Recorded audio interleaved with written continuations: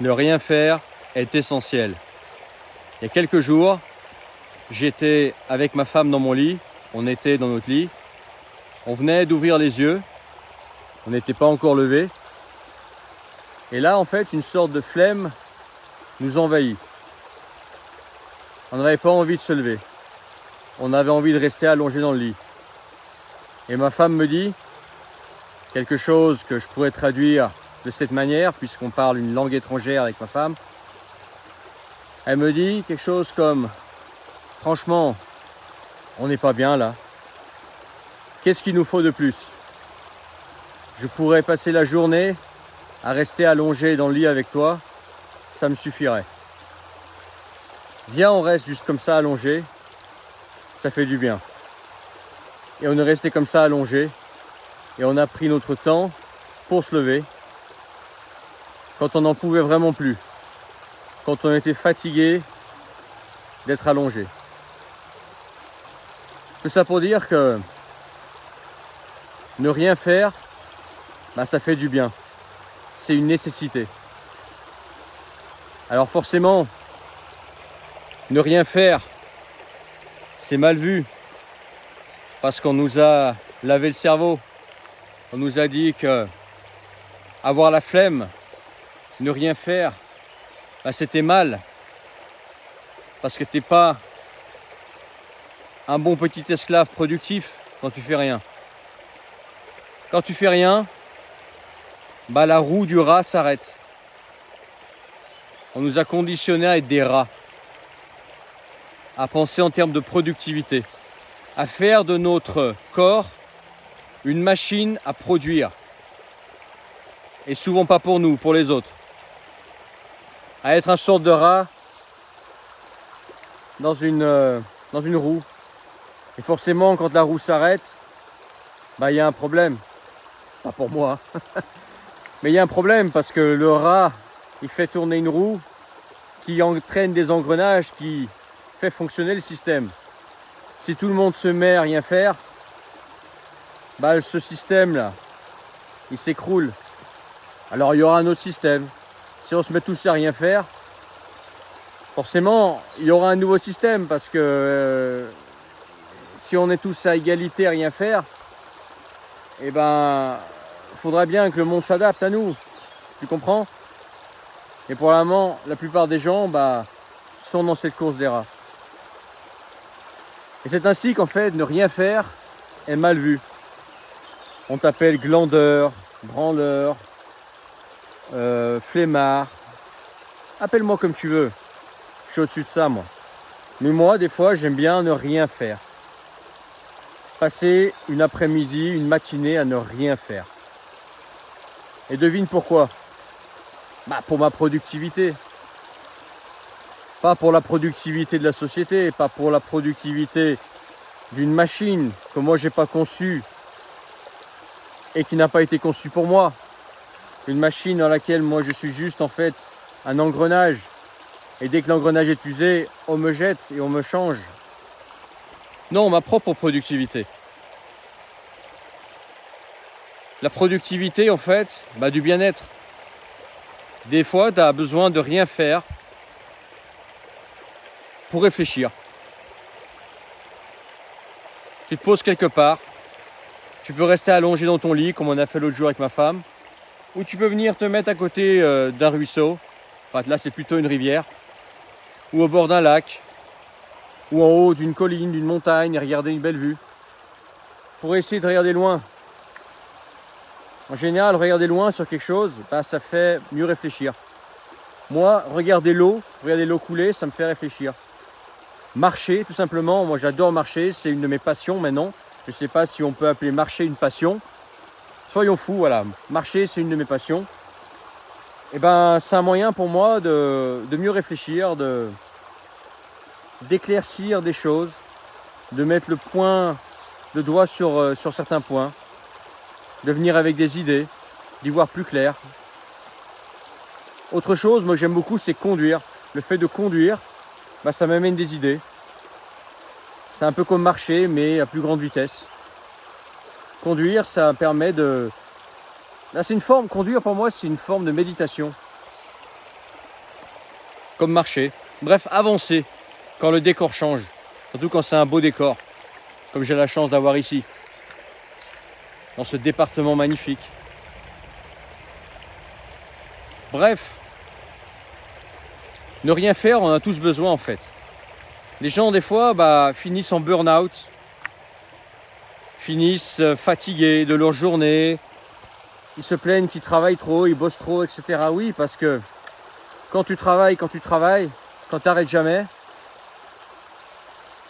tu donnes pas à ton cerveau en fait le temps de se reconfigurer, de se reformater peut-être. Ton cerveau des fois il a besoin juste de se poser et de rien faire. Ouais, comme un gros flemmard, un glandeur, un branleur, ce que tu veux. Ouais, c'est bien. Allez, continue, va bosser, esclave. Ton cerveau, il a besoin de temps en temps juste de rien, de silence, ou de son naturel, l'oiseau, un petit peu de vent, de l'eau, parce que c'est de là qu'on vient, pour y voir plus clair, pour ensuite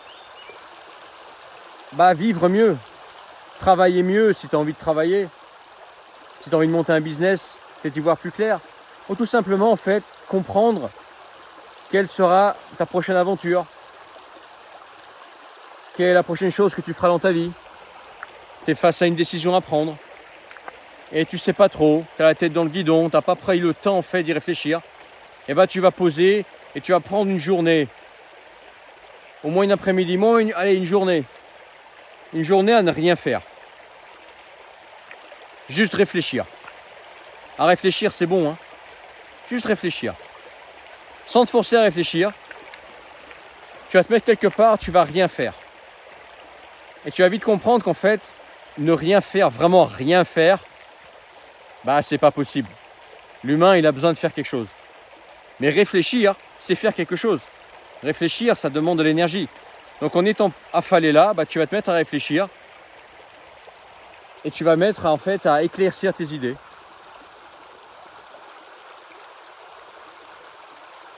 Pour en fait aller mieux après, pour aller plus vite après, pour prendre des meilleures décisions après.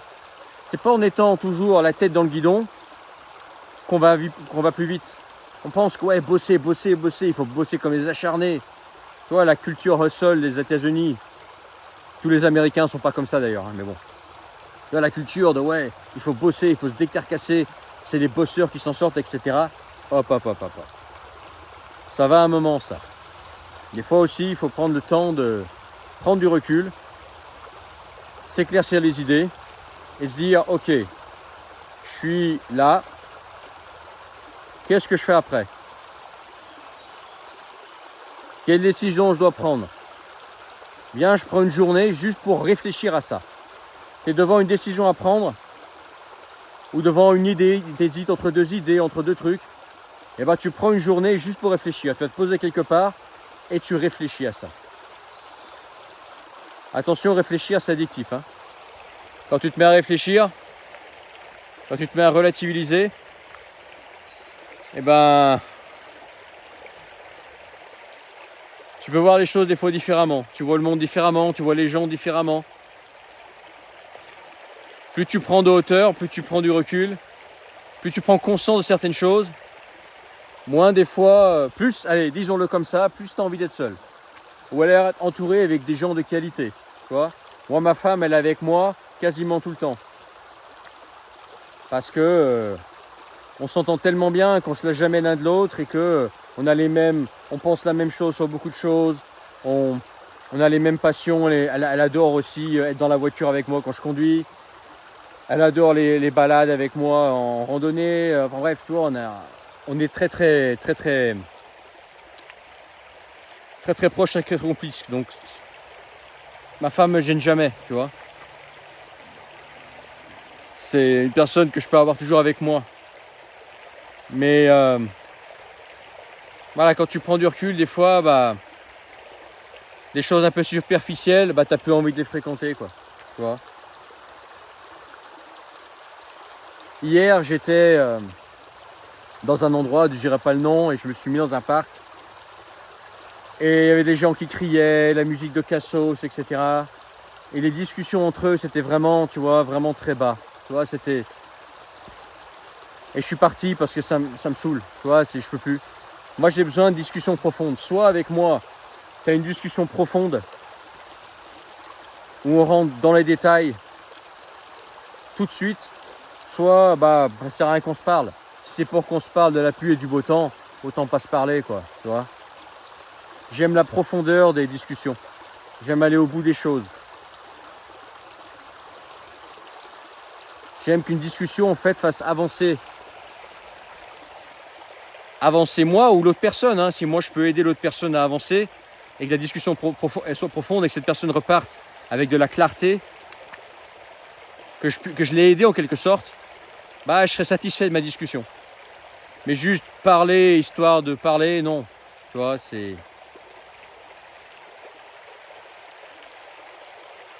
Bref. Ne rien faire est essentiel. De temps en temps, il faut ne rien faire. Il faut ne rien faire pour mieux faire après. Dis-moi ce que tu en penses en commentaire, partage cette vidéo. Dans la description, tu sais que tu peux rejoindre mes contacts privés, le canal Telegram, recevoir gratuitement tous mes messages à venir. Et commente en bas, dis-moi ce que tu en penses. T'entends ce bruit magnifique? Enfin, ce bruit, cette musique. Parce que pour moi, le bruit de l'eau, c'est pas du bruit. Le bruit, pour moi, c'est désagréable. Mais l'eau comme ça, c'est apaisant. Je te laisse. J'ai assez brisé le silence des oiseaux ici. Je dois bien les emmerder avec ma caméra là, à faire du bruit, à parler. On va revenir au silence. À bientôt pour une autre vidéo. Salut!